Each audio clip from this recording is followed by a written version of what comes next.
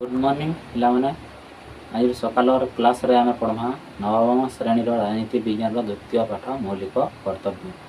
मौलिक कर्तव्य कहले तुम मैंने जानी न भी जानी थी पार आगर पढ़ीच मौलिक अधिकार विषय तुम मैंने जानिछ।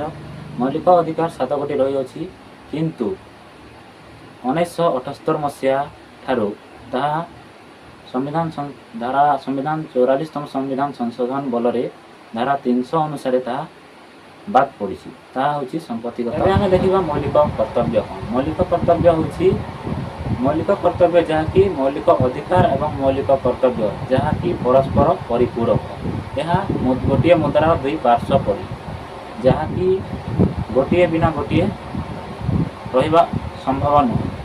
पे जापर तो मौलिक कर्तव्य कौन जे मौलिक कर्तव्यटा हूँ मौलिक अधिकार सहित मुद्रार गोटे पार्श्व परी कि भारत संविधान संरक्षण बा किसी नुआ उद्देश्य रे स्मरण सिंह कमिटी 1976 मसीहा फेब्रुआरी मासरे गठित होइथिला एवं सेथिरे एही मौलिक कर्तव्यर संपादन विषय रे आलोचना करा जाइथिला। तेणु संविधान रे नागरिक मानक पई मौलिक कर्तव्यर एक तालिका विषय रे वर्णना करा जाइछि जहा कि आमर संविधान 42तम संशोधन आईन बल 51 धारा अनुसार मौलिक कर्तव्य गुड़िक 10 गोटी भाग में विभक्त कराइथिला किंतु 2002 मसीहा 86तम संविधान संशोधन बल 11 गोटी को वृद्धि करा जाइछि। आ गोटे मौलिक कर्तव्य से जोग करा जाइछि। सही 11 गोटी मौलिक कर्तव्य गुड़िक होउछि जहाँकि भारतीय नागरिक मानक प्रति कार्यक्षम करा जाउछि। प्रथम संविधान को मानि चलिबा एवं एहार आदर्श और अनुष्ठान मानकु जातीय पताका और जातीय संगीत को सम्मान प्रदर्शन करबा। तो संविधान आमर जो रही अछि भारत रे जो संविधान रही अछि ताको आमे प्रथमे मानिबाकु पड़िबो एवं आदर्श ताहार आदर्श करबाकु पड़िबो। जो रही अछि जातीय संगीत जातीय पताका तांकर मध्य मान सम्मान रखिबाकु पड़िबो। द्वितीय जो मानक महनीय आदर्श आम पई स्वाधीनता संग्राम अनुप्राणित करथिले ताहा स्मरण एवं अनुसरण कराइबा। तो जो सब व्यक्ति मैंने रही आम संविधान जो लड़ी प्रति आम स्मरण एवं अनुसरण करने को पड़ो। 3 नंबर भारत सार्वभौम एकता और संहति बजाय एवं सुरक्षित रखा। भारत में जो रही है सार्वभौमता तार एकता रखा सम्मान बा एकता बजाय रखा पड़ो। तार संहति एवं सुरक्षा रखा सुरक्षा करने को पड़ो। 4 नंबर देशर प्रतिरक्षा करने आवश्यक स्थल जातीय सेवा प्रदान करवा। आमर जो रही अछि देश तार मध्य प्रतिरक्षा करने को पड़ो एवं आमको जातीय स्तर रे आमको किछि साहाय्य आवश्यक स्थले जातीय सेवा मध्य किछि करने को पड़ो। 5 नंबर धर्मगत भाषागत एवं आंचलिक किंबा गोष्ठीगत विभिन्नता को अतिक्रम करी भारतर जनसाधारण माध्यम रे ऐक्य भ्रातृभाव प्रतिष्ठा करवा एवं नागरिक नारी जातिर मध्य मर्यादा सूचित करने को पड़ो। जो रही अछि पंचम रे कौन रही जो धर्मगत भाषागत एवं आंचलिक यही विवाद जो रही आमको अणदेखा करने को पड़ो एवं ता प्रति आम ध्यान देवाक पड़ो एवं जो रही अछि नारी नारी प्रति आमको सम्मान देवाक पड़ो। 6 नंबर आमर संस्कृतिर मूल्यवान ऐतिह्य को सम्मान प्रदर्शन एवं संरक्षण करने पड़ो। जो रही अछि आमर ऐतिहासिक संस्कृति साहित्य जहाँ रही आमको सम्मान प्रदान करने को पड़ो।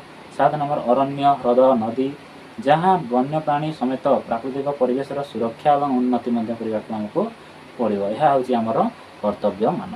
एवं 8 नंबर रहा वैज्ञानिक मनोभाव मानववाद एवं अनुसंधिष्णु संस्कार मनोभाव पोषण करने यह हूँ 8 नंबर मौलिक कर्तव्य। 9 नंबर मौलिक कर्तव्य हूँ सर्वसाधारण संपत्तिर सुरक्षा करने और हिंसा भाव परित्याग करवा। जो रही आमर सरकारी जमी पट्टा ताको आम सर्वसाधारण जमी बा संपत्तिर सुरक्षा प्रदान करने को पड़ो। जहाँकि कौन सी गोटे ग्राम जदि रहा कौन सी क्लब घर ताको आम सुरक्षा प्रदान करने पड़ो। एवं जो रही हिंसा भाव परित्याग करने पड़ो। जो आम हिंसा भाव जो रखीछूँ खना कटा चली जो सब को परित्याग करने को पड़ो।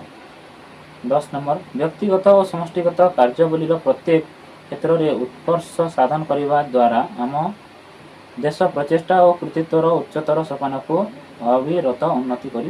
जो व्यक्तिगत और समष्टिगत प्रति ବାକ୍ ମାନେ ଯେଉଁ କାର୍ଯ୍ୟାବଳୀ ମାନେ ରହିଅଛି ତାହାକୁ ଆମକୁ କ'ଣ କରିବାକୁ ପଡ଼ିବ, ଅବିରତ ଉନ୍ନତି କିଭଳି ହେବ ତାହା ଆମକୁ ଦେଖିବାକୁ ପଡ଼ିବ। ଏବଂ ଯେଉଁଟାକି 2002 ମସିହାରେ ଯେଉଁ ମୌଳିକ କର୍ତ୍ତବ୍ୟ ଯୋଗ କରାଯାଇଥିଲା ତାହା ହେଉଛି ଯେ ମାତା ପିତା ଏବଂ ଅଭିଭାବକଙ୍କ ତାଙ୍କର 6ରୁ 14 ବର୍ଷ ପର୍ଯ୍ୟନ୍ତ ଯେଉଁ ଶିଶୁ ରହିଥିବ ତାହା ମାଗଣା ଶିକ୍ଷା ଲାଭ ସୁଯୋଗ। ତ ପିଲାମାନେ ଏହି 11 ଗୋଟି ମୌଳିକ କର୍ତ୍ତବ୍ୟ ଆମେ ପଢ଼ିଲା। ଏବେ ମୌଳିକ କର୍ତ୍ତବ୍ୟର କିଛି ଲକ୍ଷଣମାନ ଅଛି। ତ କେତୋଟି ଲକ୍ଷଣ ଅଛି? ଲକ୍ଷଣ 3 ଗୋଟି ରହିଅଛି, ଯାହାକି ମୌଳିକ କର୍ତ୍ତବ୍ୟ ଗୁଡ଼ିକର ରାଷ୍ଟ୍ର ପାଇଁ ନିର୍ଦ୍ଦେଶିତ ନୁହଁ ବରଂ ନାଗରିକମାନଙ୍କ ପାଇଁ ନିର୍ଦ୍ଦେଶିତ। ଏହି ଯେଉଁ ମୌଳିକ କର୍ତ୍ତବ୍ୟ ରହିଅଛି ଏହା ନାଗରିକମାନଙ୍କ ପାଇଁ ନିର୍ଦ୍ଦେଶିତ, କିନ୍ତୁ କୌଣସି ରାଷ୍ଟ୍ର ପାଇଁ ନିର୍ଦ୍ଦେଶିତ ନୁହଁ। 2 ନମ୍ବର ଲକ୍ଷଣ ହେଉଛି ଯେ ବିଦେଶୀ ନାଗରିକମାନଙ୍କ ପାଇଁ ଏହା ଲାଗୁ ହୋଇପାରିବ ନାହିଁ। ଯେଉଁ ବିଦେଶରୁ ଯେଉଁ ଆସିଥାନ୍ତି ନାଗରିକମାନେ ତାଙ୍କ ପାଇଁ ଏହା ପ୍ରଯୁଜ୍ୟ ନୁହଁ।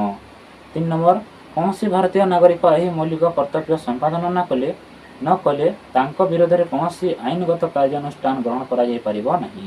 ଯଦି କୌଣସି ଭାରତୀୟ ଆମ ଯେଉଁ ରହିଅଛନ୍ତି ନାଗରିକମାନେ ସେ ଏହି ମୌଳିକ କର୍ତ୍ତବ୍ୟ ପ୍ରତି କୌଣସି ସମ୍ପାଦନା ଯଦି ନ କଲେ ତ ତାଙ୍କ ବିରୋଧରେ କୌଣସି ମଧ୍ୟ ଆଇନଗତ କାର୍ଯ୍ୟାନୁଷ୍ଠାନ ନିଆଯାଇପାରିବ ନାହିଁ। ଏହା ରହିଲା ଆମର ମୌଳିକ କର୍ତ୍ତବ୍ୟର 3 ଗୋଟି ଲକ୍ଷଣ। ଏବେ ଆମେ ପଢ଼ିବା ମୌଳିକ କର୍ତ୍ତବ୍ୟ ଏବଂ ଏହାର ପ୍ରକାର ଭେଦ। ସାଧାରଣତଃ 5 ଭାଗରେ ବିଭକ୍ତ କରାଯାଇଛି, ଯାହାକି ପ୍ରଥମ ହେଲା ଆଇନଗତ କର୍ତ୍ତବ୍ୟ। ପ୍ରଥମ ହେଉଛି ଆଇନଗତ କର୍ତ୍ତବ୍ୟ, ଯାହାକି ଏହା ହେଲା ସମ୍ବିଧାନର ସମ୍ମାନ ରକ୍ଷା କରିବା ପାଇଁ। ଏହି ଆଇନଗତ କର୍ତ୍ତବ୍ୟ କ'ଣ ପାଇଁ ବନାଯାଇଛି?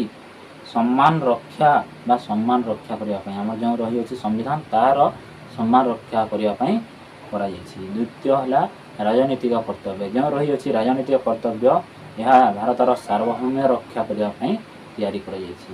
3 ନମ୍ବର ସାମାଜିକ କର୍ତ୍ତବ୍ୟ। ସାମାଜିକ କର୍ତ୍ତବ୍ୟ ଯେଉଁ ରହିଅଛି ଏହା ଆମ ନାଗରିକମାନଙ୍କ ପ୍ରତି ଯେଉଁ ଭାତୃଭାବ ରହିଅଛି ତାହା ପ୍ରତିଷ୍ଠା ଏବଂ ମହିଳାମାନଙ୍କର ମର୍ଯ୍ୟାଦା ରକ୍ଷା କରିବା ପାଇଁ ସାମାଜିକ କର୍ତ୍ତବ୍ୟ ତିଆରି କରାଯାଇଛି। ଏବଂ 4 ନମ୍ବର ନୈତିକ କର୍ତ୍ତବ୍ୟ। ନୈତିକ କର୍ତ୍ତବ୍ୟ କ'ଣ? ଦେଶକୁ ବାହ୍ୟ ଆଭ୍ୟନ୍ତରୀଣ ବିପଦରୁ ରକ୍ଷା କରିବା, ସ୍ୱାଧୀନତା ଆନ୍ଦୋଳନର ମହାନ ନୀତି ଆଦର୍ଶକୁ ଅନୁସରଣ କରିବା ଏବଂ ଜାତୀୟ ସେବାରେ ନିଜକୁ ନିୟୋଜିତ କରିବା ଏହାର ଲକ୍ଷ୍ୟ। ଯେଉଁ ରହିଅଛି ନୈତିକ ନୀତିଟା ଯେ ଦେଶକୁ ଯେଉଁ ବାହ୍ୟ ଶତ୍ରୁମାନେ ଯେଉଁ ଆକ୍ରମଣ କରି ଆସନ୍ତି ଏବଂ ଆଭ୍ୟନ୍ତରୀଣ ଯେଉଁ ବିପଦ ସୃଷ୍ଟି ହୋଇଥାଏ ତାହାକୁ ରକ୍ଷା କରିବାର ଯେଉଁ ନୀତି ନିୟମ ରହିଅଛି ବା ଯେଉଁ ସଂରକ୍ଷଣମାନ ଯେଉଁ ରହିଅଛି ପୋଲିସ ହେଉ ନା ଆର୍ମି ପ୍ରତିରକ୍ଷା କର୍ମୀମାନେ ଯେଉଁ ରହିଅଛନ୍ତି ତାହା ଏହି ନୈତିକ କର୍ତ୍ତବ୍ୟରେ ନିୟୋଜିତ ହୋଇଅଛନ୍ତି। ଏହା ହେଉଛି ଆମର ଲକ୍ଷ୍ୟ। 5 ନମ୍ବର ଅର୍ଥନୈତିକ କର୍ତ୍ତବ୍ୟ। ଯେଉଁ ରହିଅଛି ଆମର କର୍ତ୍ତବ୍ୟମାନଙ୍କର ଏହି କର୍ତ୍ତବ୍ୟଟି ହେଉଛି ରାଷ୍ଟ୍ରୀୟ ସମ୍ପତ୍ତିଗତର ରକ୍ଷା କରିବା ପାଇଁ ଅର୍ଥନୈତିକ କର୍ତ୍ତବ୍ୟମାନ ରହିଅଛି। ଯେଉଁ ଆମ ଭାରତରେ ଯେଉଁ ମଧ୍ୟରେ ଯେଉଁ ରହିଅଛି ରକ୍ଷଣାବେକ୍ଷଣ ଏବଂ ପରିବେଶ ସୁରକ୍ଷା ପାଇଁ ଯେଉଁ ତିଆରି କରାଯାଇଛି ତାହାକୁ ଅର୍ଥନୈତିକ କର୍ତ୍ତବ୍ୟ କହିଥାଉ। ତାପରେ ଆସିଲା ମୌଳିକ କର୍ତ୍ତବ୍ୟର ଗୁରୁତ୍ୱ। ଯେଉଁ ମୌଳିକ କର୍ତ୍ତବ୍ୟ ତିଆରି କରାଯାଇଛି ତାର ମଧ୍ୟ କିଛି ଗୁରୁତ୍ୱ ରହିଥିବ।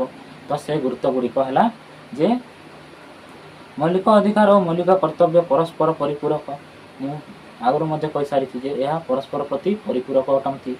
ନାଗରିକମାନେ ମୌଳିକ ଅଧିକାର ପାଇଥିବାରୁ ମୌଳିକ କର୍ତ୍ତବ୍ୟ ପାଳନ କରିବା ଦରକାର। ଯେହେତୁ ସେମାନେ ମୌଳିକ ଅଧିକାର ପାଇଛନ୍ତି ତ ମୌଳିକ କର୍ତ୍ତବ୍ୟ ମଧ୍ୟ ତାଙ୍କୁ ପାଳନ କରିବାର ଦରକାର ଅଛି ନା ନାହିଁ? ଦରକାର ନିଶ୍ଚୟ ଅଛି। ତୃତୀୟ ହେଲା ଯେ ମୌଳିକ କର୍ତ୍ତବ୍ୟ ଗୁଡ଼ିକ ନାଗରିକମାନଙ୍କୁ ଅଧିକ ଦେଶପ୍ରେମୀ ହୋଇଥାଏ। ଏହା ଆମ ପାଇଁ ଦେଶପ୍ରେମୀ ଅଧିକ ହୋଇଥିବା ଆବଶ୍ୟକ ଏବଂ ହୋଇ ମଧ୍ୟ ଥାଏ। ତୃତୀୟ ହେଲା ଯେ ମୌଳିକ କର୍ତ୍ତବ୍ୟ ଗୁଡ଼ିକ ପ୍ରତ୍ୟେକ ନାଗରିକଙ୍କ ପାଇଁ ଏକ ଆଦର୍ଶ ଆଚରଣ ବିଧି ଅଟେ। ଯେ ଏହା ଯେଉଁ ରହିଅଛି ମୌଳିକ କର୍ତ୍ତବ୍ୟ ପ୍ରତ୍ୟେକ ନାଗରିକମାନଙ୍କ ପ୍ରତି ଏହା ଆମ ପାଇଁ ଆଚରଣ ବିଧି ହେବା ଦରକାର। ଏହାକୁ ପ୍ରତ୍ୟେକ ନାଗରିକ ପାଳନ କରିବା ଦ୍ୱାରା ଆମର ଯେଉଁ ରହିଅଛି ଦେଶ ଶୃଙ୍ଖଳିତ ଏବଂ ଜୀବନଯାପନରେ ପରିଣତ ହୋଇପାରିବ। ଏହା ଥିଲା ଆମର ମୌଳିକ କର୍ତ୍ତବ୍ୟ। ଏତିକିରେ ସମାପ୍ତ ହୋଇଯାଇଛି। ମୁଁ ଅନ୍ୟ କିଛି ଦିନ ଏହି ମୌଳିକ କର୍ତ୍ତବ୍ୟ ପାଠର କିଛି 50 ଗୋଟି ସର୍ଟ କ୍ୱେଶ୍ଚନ୍ ନେଇକି ଆସିବି। ତେଣୁ ଆପଣମାନେ ଚ୍ୟାନେଲଟିକୁ ସବସ୍କ୍ରାଇବ୍ କରିକି